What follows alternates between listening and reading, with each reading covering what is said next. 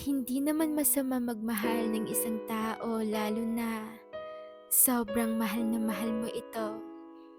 Pero sana matuto ka ring dumistansya lalo na kung alam mo sa sarili mo na hindi ka na mahalaga. Kasi minsan yan tayo eh. Alam naman natin na ayaw na pero pilit pa rin tayong kumakapit sa taong ayaw na, sa taong wala ng gana, sa taong di na tayo mahal nila.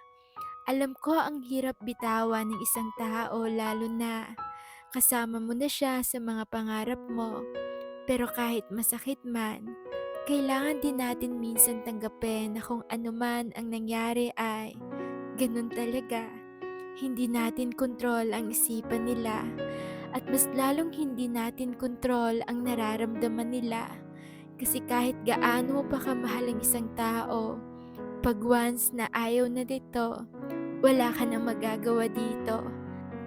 Kaya puwede ba kung umabot ka na sa sitwasyong ito na ikaw na lang ang may gusto na ayusin ang meron kayo, puwede ba sa oras na 'to, piliin mo naman yung sarili mo?